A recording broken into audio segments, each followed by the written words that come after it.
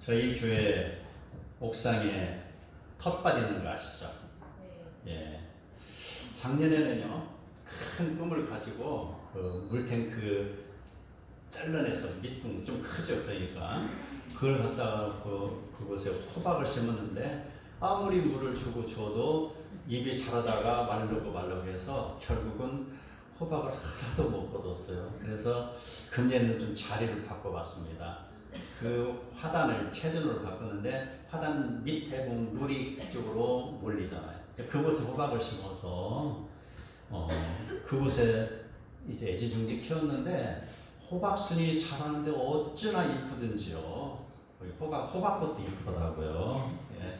그렇게 해서 호박 세 포기만 심었는데 불구하고요. 지금 호박 넝쿨이 무성해요. 그리고 거기에서 벌써 세 번째 호박을 땄어요. 그전에 땄는데 오늘 또 땄답니다. 그 모습을 볼 때는요, 이 호박이 호박 자라듯이 잘 자라네요. 이거 진짜. 호박 속에 호박을 집어넣어버렸네요, 언어가. 기뻐서 그래요. 그게 언어 문법으로 맞든지 안 맞든지 우리가 기쁘면 그런 말도 하는 거예요. 기쁨이다, 이거는. 자, 우리의 인생들, 그런 작은 것에도 감사하는 여유가 있으면 좋겠어요. 자, 그런데 바로 우리 일반적인 기쁨은 어디에서 올까요? 아이에게 가장 큰 기쁨은 장난감입니다. 어디 유원지 가고 둥둥 떠있는 풍선 하나 주어지면 아이는 최고 기뻐해요. 이게 기쁨이 되는 거고요. 그 다음에 청년들에게 기쁨은 뭘까요? 바로 좋은 회사에 취직해서 돈 잘 버는 것이 아마 청년들의 기쁨이겠죠. 그리고 배우자를 또 잘 만나는 것. 그 다음에 장년의 나이의 기쁨은 무엇일까요? 그것은 그동안에 내가 일구어왔던 사업이, 내가 키워왔던 자녀들이, 손주가 이렇게 태어난 것, 이것이 또한 기쁨일 것입니다. 그래서 요즘 카톡을 봐봐요. 카톡을 보면은요, 애기 사진 올라와 있는 거 보면 백발백중 다 자기 손주들이에요. 어쩜 그렇게 애기를 보고 기뻐하는지 모르겠어요. 이게. 자, 이것이 바로 인생이라는 것이죠. 그게 바로 인생이라. 이게 사람 살아가는 과정에서 우리가 소소하게 누리는 기쁨이 되는 것입니다. 자, 이런 기쁨 외에도 더 진정한 기쁨, 주님을 아는 자들이 누리는 기쁨은 바로 그러한 모든 기쁨보다 한 차원 높은 기쁨이 주어집니다. 오늘 저는 바울이라는 한 사람을 통해서 그가 누리는 기쁨이 과연 무엇인가 함께 여러분과 나누고자 합니다. 오늘 주 제목으로 삼고 있는 그 성경 본문을 삼고 있는 빌립보서, 이건 바울이 기록한 서신입니다. 빌립보 교회는요, 바울의 2차 전도 여행 때 세워진 교회입니다. 그곳에 갔을 때 루디아라는 자주장사가 있었습니다. 그 부자죠. 그 루디아의 집에서 교회가 시작됐어요. 그곳에서 작은 교회가 형성이 되고 점차로 교회의 면모가 갖춰지는 그런 것이었습니다. 그래서 이 빌립보 교회는요, 은혜가 넘치고 그래서 작은 교회였지만 하나님 나라 영광을 위해서 그들이 헌금도 하고 바로 열심히 그 교회를 가꾸는 모습을 바라보고 있었습니다. 그런데 그 잘 나가는 교회에 문제가 발생합니다. 아주 열정적으로 다들 교회를 가꾸며 하나님 나라를 이뤄가고 있는데, 그 중에 유오디아와 순두계라는 두 여인이 있었습니다. 바로 그 두 여인으로 인하여서 교회가 분열이 되는 것이죠. 두 여인은요, 교회에서 제법 열심 있는 성도였지만 그들의 그런 모습들은요, 신앙을 따라가지 못했습니다. 그래서 신앙 밑에 있어야 하는데 그 열심이 신앙 위에 있는 것이죠. 그렇게 하다 보니까 교회에 분란이 일어나는 것입니다. 교회에 파벌이 생기는 것입니다. 이 상황을 들은 바울이 바로 자기의 신앙을 기록하면서 빌립보 교인들을 위로하겠어요. 그 내용이 빌립보서가 되는 것입니다. 3장 1절 보면은요, 끝으로 나의 형제들아 주 안에서 기뻐하라 라고 이야기하고 있습니다. 3장 1절인데 끝으로라고 했습니다. 그 이야기는 바로 1장과 2장의 내용의 연장선상에 있는 것이죠. 그래서 앞장에 있는 내용의 결론적인 내용, 바로 덧붙여서 말하노니 라고 이해를 하면 좋겠습니다. 그리고 나의 형제들아 라고 칭호하고 있는데, 형제들, 형제, 이것은 아델포스라는 그런 히브리 헬라어를 어간을 두고 있습니다. 그래서 연합하다, 델프히스 자궁, 그래서 엄마의 자궁에서 나온 형제라는 것이, 그래서 형제가 되는 것입니다. 그 엄마의 자궁에서 태어난 사람, 바로 이러한 것이 바로 형제다. 바로 그리스도 안에서 태어난 형제라는 것을 지금 이야기하고 있는 것이죠. 그러니 형제들, 성도들은 어디 가나 그리스도 안에서의 형제요 자매가 되는 것입니다. 그래서 쉽게 접근이 가능해요. 미국에 여행차 갔을 때 바로 그 예배 자리에서 모르는 사람이지만 함께 하나님께 예배를 드리기 때문에 예배 마치고 나오면 손을 붙잡고 인사하잖아요. 우리 형제님, 우리 자매님, 그런 인사가 나오는 것입니다. 동남아 여행, 선교 여행을 갔을 때에도 그 피부가 좀 동남아 사람 좀 독특하게 보이잖아요. 약간 우리보다는 검고 왠지 모르게 좀 다르다, 이런 걸 많이 느끼는데, 그 역시 마찬가지입니다. 예배당에 앉아서 함께 예배를 드리니 그 역시 형제요 자매가 되는 거예요. 아프리카에 가서도 마찬가지. 저는 아프리카는 아직 안 가봤는데 언젠가는 가보겠죠. 아프리카에 가서도 피부색이 다르지만 함께 예배당에 모인 자들 형제요 자매가 되는 것입니다. 바로 우리는 예수를 믿으면 모두 형제요 자매다. 바로 바울은 바로 그러한 빌립보 교인들에게 형제요, 그리고 그 형제들아 주 안에서 기뻐하라 라고 말하고 있습니다. 자, 기뻐하다라는 것, 기쁨의 고향이 어디일까요? 어디에서 기쁨이 산출되는 것일까요? 자, 바람은 어디에서 오죠? 우리가 상상을 해봅니다. 바람의 시발점이 저 남태평양 어디일 거야? 어디 인도양 어디일 거야? 라는 생각을 해보죠. 거기에서 바람이, 바다에서 공기가 올라가서 바람이 형성이 된다. 그 바람이 바로 태평양을 한방 휘어돌면서 이곳 한반도까지 온다. 그 바람 우리가 지금 맞고 있구나 라는 생각을 하는 것이죠. 바람의 고향이 거기일 것이다 라는 거. 자, 그러면 기쁨의 고향은 어디일까라는 것이, 기쁨의 고향은 어디서 나올까요? 기쁨. 자, 마음에서 옵니까? 어디에서 옵니까? 자, 마음이 어디 있어요, 여러분? 마음. 자, 여기 있습니까? 마음이 여기 있습니까? 어디에 있어요, 마음이? 마음은 보이지 않죠. 바로 그 소마, 그 다음에 카르디아, 그 다음에 분유마, 이렇게 되죠. 바로 마음이 정신이라는 거죠. 정신 속에 마음이 들어가 있어요. 어느 의사도 육신을 해부해도 마음을 찾을 수가 없습니다. 이게 바로 하나님 우리에게 주신 마음이라는 것이죠. 그 마음이 바로 우리의 기쁨의 고향일까요? 여러분 한번 생각을 해보시기 바랍니다. 바로 기쁨은요, 육체적이기도 하고 물질적이기도 하고 정신적이기도 합니다. 그 기쁨은요, 칼로 자를 수도 없습니다. 기쁨을 누가 빼앗아갈 수도 없다는 것이죠. 어떤 사람이 느끼는 그 기쁨은요, 육체적인 말초 감각에 의하여서 누리는 것을 기쁨의 최고로 생각하고 있습니다. 어떤 사람은요, 물질의 풍성함을 바라보면서 기쁨의 최고를 누리는 사람도 있습니다. 그리고 어떤 사람은요, 명예나 권력을 누리면서 자기 자신이 지금 기쁘다라고 표현을 하고 있습니다. 그런데요, 어떤 사람은 한 뼘의 누더기와도 같은 그런 공간에서 우두더기를 걸치고 그 하늘로부터 비치는 내려쬐는 햇볕을 쬐면서 기쁨을 누리는 사람도 있다는 것이죠. 바로 기쁨은요, 자기의 주관성입니다. 이 바울은요, 그가 감옥에 갇혀 있는 상태에서도 그가 감사할 수 있었던 것, 그는 바로 그리스도 안에서의 복음에 젖어 있기 때문이라는 것입니다.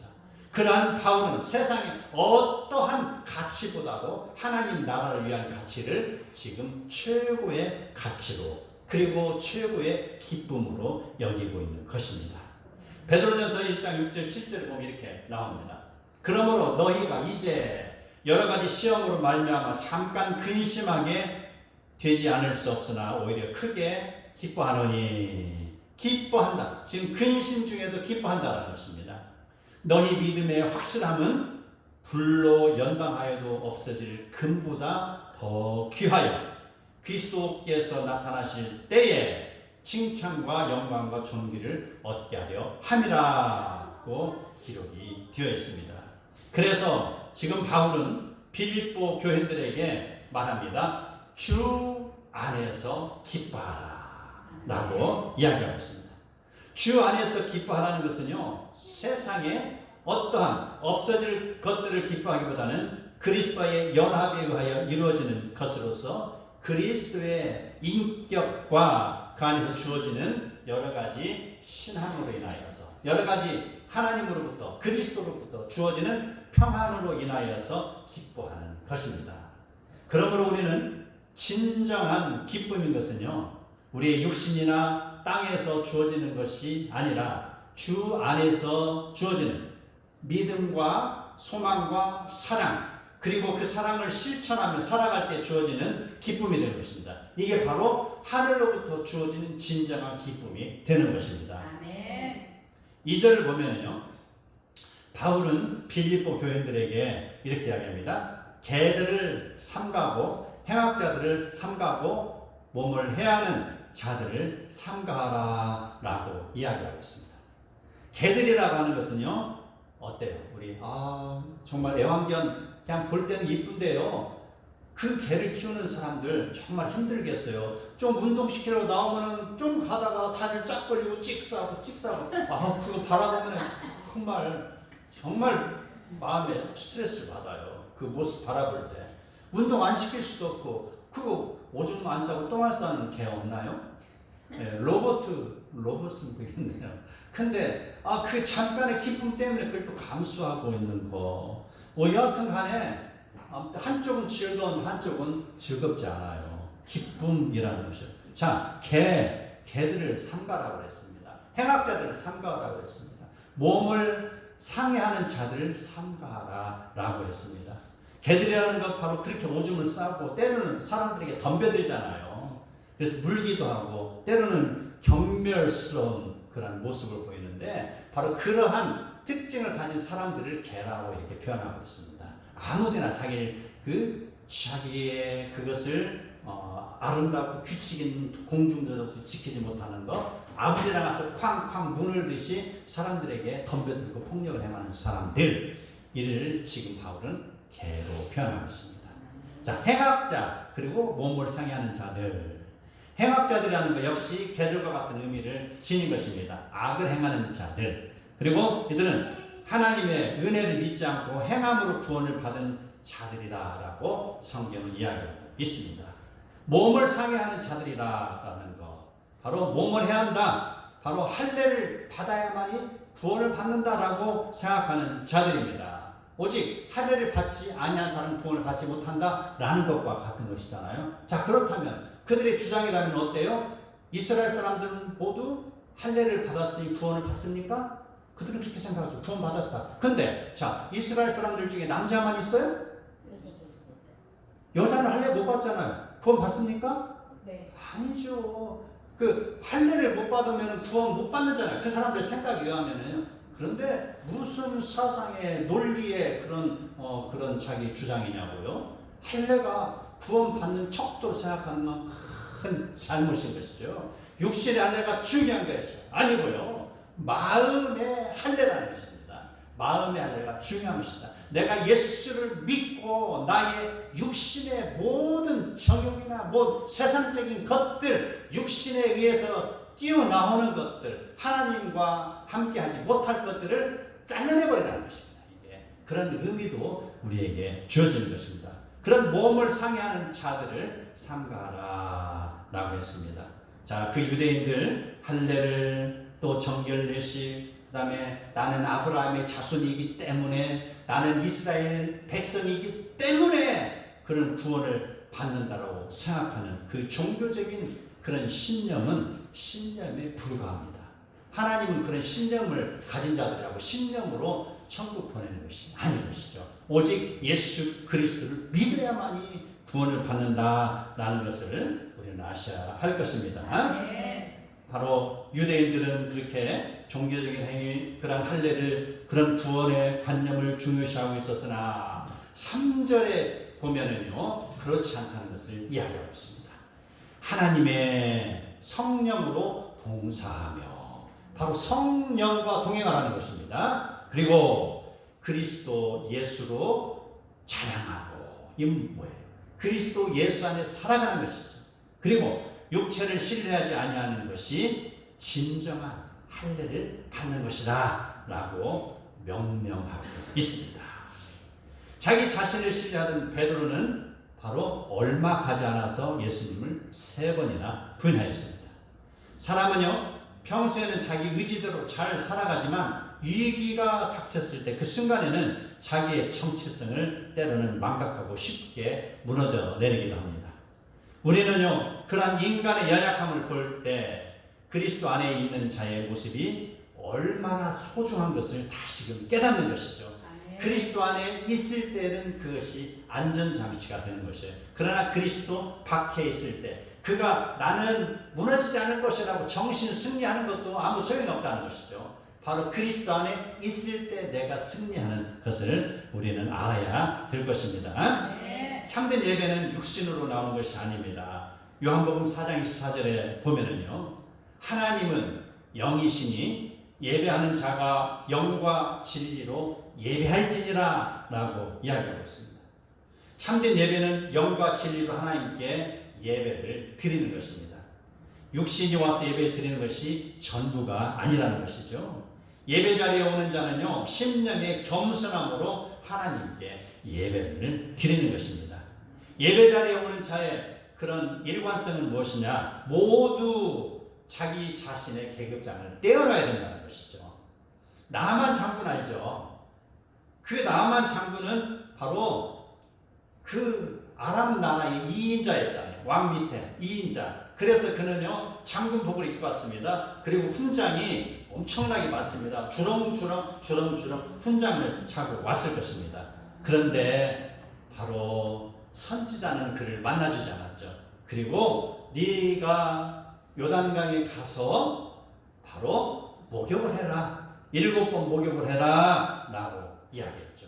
자기 옷을 다 벗으라는 거예요. 벗으라. 너는 세상의 자랑거리 이 모든 것을 다 벗어버리라는 것입니다. 계급장도 벗으라는 것입니다. 시장 딱지도 벗으라는 것입니다. 국회의원 마크도 벗으라는 것입니다. 심지어 대통령의 자격증까지도 바로 교회에 와서는 다 내려놓고 모두가 죄인인 모습으로 하나님 앞에 무릎 꿇고 기도하라는 그런 내용입니다. 그러므로 우리는요 우리의 자랑할 것, 그런 세상에 어떠한 그런 지위나 어떤 스펙이라 할지라도 예수 그리스도로 인한 것이 아니라면 자랑할 것이 아닙니다.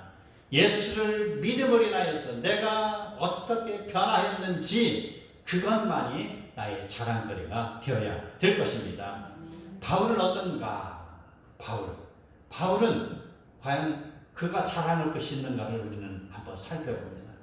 자, 그의 자랑거리는요 그가 8일 만에 할례를 받은 것, 바로 성경에 나오지 않습니까? 8일 만에 할례를 받았다라고 지금 5절이 나오잖아요. 그리고 그는 이스라엘 족속이다라고 했습니다. 자, 이스라엘의 혈통으로 태어난 하나님의 선택받은 백성이다라는 것이죠. 이스라엘. 바로 이방인이 이주 와서 이스라엘 사람이 됐다는 그런 개념이 넘어서는 것이죠. 나는 순수하게 이스라엘의 족속이다 이야기하고 있습니다. 그래서 자기를 지금 베냐민 지파로 소개하고 있잖아요. 얼마나 베냐민 지파가 나름대로 자긍심이 있냐면요, 바로 이스라엘의 첫 번째 왕 사울이 나온 그런 지파입니다.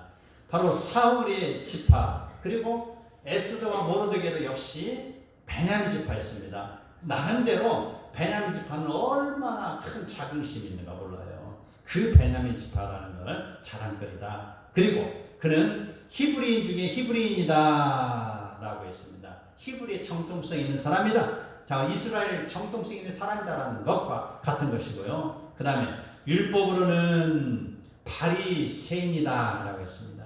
자, 바리새파는 가장 엄격한 유대 종파죠. 그래서 어떻게 하면 좀 더 하나님을 기쁘게 하실까? 어떻게 하면 좀 더 하나님을 영화롭게 할까라고 생각하면서 성경공부를 하고 또 하고 또 하고 또 하고 하는 사람, 이 사람들이 바리새인들. 바리새인들의 시체는 정말 우리가 존경할 만합니다.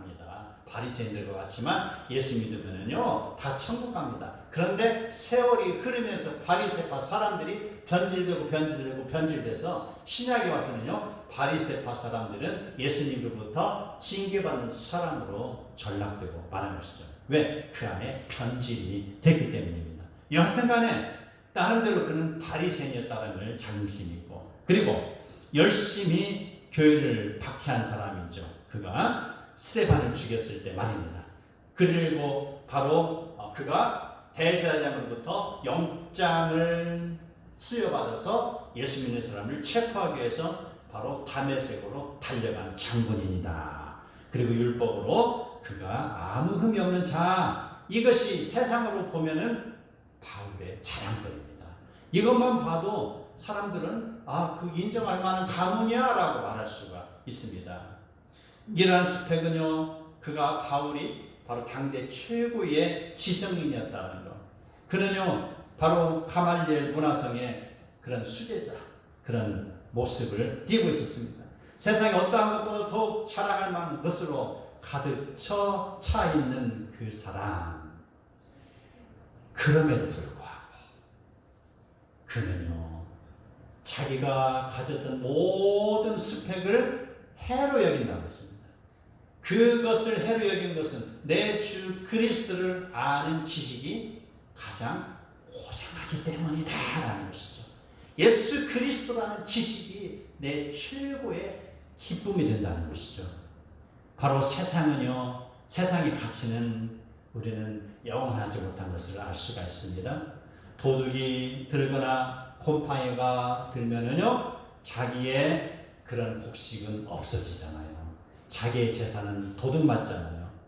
하늘에 새라도 떨어뜨릴 권세가 있는 자라 할지라도 권불심년이 되는 것이에요. 거의 대부분 예외가 없어요. 세월이 흐르면 그 권력도, 정권이 바뀌면 권력도 바뀐다.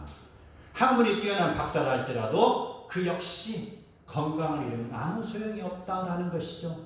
능력 있는 운동선수 어떻습니까? 아주 헤라클라스 같이 힘이 센 운동선수라 할지라도 지금 올림픽 경기에 나갔습니다. 스타디움 앞에서 지금 그가 바로 서 있습니다. 그런데 만일 그러한 자에게 하나님이 핀셋으로 신경 하나만 살짝 바꿔놓으자고요. 신경 하나 빠져봐요. 어떻습니까? 달리기를 해요? 못해요? 못해요. 우리가 아무리 건강하다 할지라도 여기 있는 뇌신경 하나만 흐트러지면은요, 금세 우리는 망가져버리는 것입니다. 신장, 그 다음에 어디, 모든 부분 마찬가지예요. 그 건강 자신할 수가 없어요. 세상의 가치는 언제든지 무너질 수 있는 위험에 있다는 것입니다. 그러나 하나님의 가치는 영원하다. 지금 바울은 그걸 알고 있는 것입니다. 하나님은요, 예수님께서 골고다 언덕을 오르시며 십자가에서 고통을 당하고 계실 때에 그 하나님께서는요, 길리기아 다수에서 이 기고만장한 그 바울, 그 당시 이름 사울이었죠. 사울 키우고 계셨어요. 사울을 시기적으로는 지금은 바울은 예수님 이후에 나온 인물이지만 그 예수님 앞에 나오기 전에 바울은 지금 유대교에 충실한 자였다는 것이죠. 바로 그가 구약 성경을 열심히 공부하고 있었습니다. 예수를 핍박하는 일에 앞장섰던 사람입니다. 그런 그를 하나님께서는 계획이 있으셨습니다. 그러한 그를 기독교를 세상에 전파하기 위하여서 하나님은 지금 그를 바로 풀무불에 담겨놓은 것이죠. 그를 열심히 공부하게 하고 있었습니다. 이것이 바로 하나님의 섭리라는 것입니다. 자, 우리는 바로 그 사울이라는 청년이 바로 나중에 바울이라는 청년이 되기까지 하나님의 섭리의 작동을 우리는 읽어내야 되는 것입니다. 오늘 나의 모습이 있기까지 하나님은요 나를 사용하시기 위한 계획이 있으셨습니다. 이걸 우리는 깨달아야 되는 것이죠. 세상의 넓은 뜰을 힘차게 살고 그 다음에 사업도 하고 공부도 하고 능력 있게 세상을 살아가게 하는 것, 그런 모든 것이 지금의 나를 위한 것이라는 것을 알아야 되는 것입니다. 세상에서 성공했던 것이나 실패했던 것이나 모든 것이 결국은 지금의 나를 존재하기 위함이라는 것, 바로 그 존재 위에는 하나님의 인도하심이 있는 것, 하나님의 영광을 위해서 나의 삶이 드려지라는 그런 메시지가 되는 것입니다. 세상의 언덕을 지날 때 겪은 수많은 고통이나 인내의 그런 걸음걸이, 바로 이러한 것은요 오늘 나의 모습이 하나님의 일을 감당하기 위한 과정이라는 것, 그것을 우리는 알아야 될 것입니다. 바울은 그의 인생 모든 것이 하나님으로부터 주어지는 섭리인 것을 깨달았습니다. 그래서 로마서 5장 3절 4절은 이렇게 고백을 합니다. 우리가 환난 중에 즐거워하나니 환난은 인내를, 인내는 연단을, 연단은 소망을 이루는 줄 알미라 라고 했습니다. 그리고 바울은 이전에는 그가 자랑거리로 여겼던 그러한 모든 것을 이제 예수님을 만난 이후로는 그의 자랑거리를 배설물로 여겼다는 것입니다. 아까 여러 가지 그의 스펙들을 제가 말씀드렸잖아요. 그런 화려한 스펙들을 모두 다 바로 보자기에 둘둘둘 말아가지고 버렸다는 것이죠. 그 버린 거. 그래서 1절에 보면은요, 그의 기쁨은 바로 주 안에서 기뻐하라고 했습니다. 그래서 이제 9절에서 똑같이 연결됩니다. 그 안에서, 이게 바로 주 안에서입니다. 바울은 지금 1절과 9절에서 동일하게 주 안에서 기뻐하고 주 안에서 기쁨을 찾으라라고 말하고 있습니다. 그래서 오늘의 키워드는 기쁨이에요. 어디에서? 주 안에서라는 것이죠. 나의 자랑할 것, 세상의 어떠한 능력이나 위치나 재산이 아닐 것입니다. 그러한 것들은 육체를 자랑하는 것들에 불과합니다. 바울은 이제 육체를 자랑하지 아니하고 오직 예수를 자랑할 뿐입니다. 자기 자신을 자랑하지 아니하고 나를 붙들어 주시는, 나를 지금 죄악의 길에서 건져 주시는 예수 그리스도를 자랑으로 삼고 있습니다. 사랑하는 성도 여러분, 지금 여러분은 자랑을 하고 있는 자랑거리가 무엇이 있습니까? 재산입니까? 지위입니까? 명예입니까? 아니면 어제 만들어놨던 맛있는 찐빵입니까? 아니면 그리스도를 통해서 내 안에서 피어나는 신앙의 열정입니까? 아무리 세상에서 인정받고 잘 나가는 직업을 가지고 있다 할지라도 자신만이 유익을, 자신만의 유익을 위해서 사는 인생은 하나님과 아무런 관계가 없는 사람입니다. 아무리 높은 지식을 가지고 강단에서 가르치는 박사를 할지라도 자기의 밥벌이나 자기의 만족을 위한 가르침이라면요, 하나님의 영광과는 아무런 관계가 없는 사람입니다. 아무리 돈이 많다 할지라도 그것을 자기 영광만을 위해서 사용하는 사람, 그 사람은 하나님의 영광을 위해서 인색한 사람이라면요, 그는 하나님의 영광과 아무런 관계가 없는 사람이 될 것입니다. 아무리 자식이 성공한다 할지라도 하나님을 알지 못하고 자기 만족만을 위하여서 그 길을 걸어간다면요, 그 자식의 성공은 하나님의 영광과 아무런 관계가 없는 사람이 될 것입니다. 사람들은 자기 이름을 위하여 지금도 바벨탑을 많이 쌓고 있습니다. 하나님은 그 사람들을 흩으시고 더 이상 바벨탑을 진행하지 못하게 하셨던 것처럼 바로 이 세상에 사는 사람들이 자기의 영광만 위해서 사는 것이라면 하나님은 그를 거들떠보지도 않을 것입니다. 세상은요, 지금도 스펙과 외적인 능력으로 사람을 평가하지만 하나님은 신앙의 성실함으로 사람을 평가하고 있습니다. 나의 걸어가는 세상의 모든 일이 나의 성을 구축하는 것을 위한 것이 아니고 오직 하나님의 영광을 위한 길이어야 할 것입니다. 그러한 삶을 사는 자는 하나님이 그를 돌보시고 그의 길을 인도하실 것입니다. 바울은 인생의 가장 귀한 가치를 알기 때문에 이제 자기의 모든 자랑할 것을 자랑으로 여기지 아니하고 배설물로 생각을 하여 것입니다. 이 땅에서 그가 쌓은 모든 것이 하나님 나라의 백성으로 살아가는 것이 가장 귀한 것을 알기 때문에 그는 자기 자신을 전제로 드리는 것처럼 충성하며 하나님 나라를 갖고 가는 것이었습니다. 하나님은 이 땅에서 그를 더욱 쓰신 것입니다. 육체를 자랑하지 아니하고 성령으로 봉사하며 그리스도 예수를 자랑하시기 바랍니다.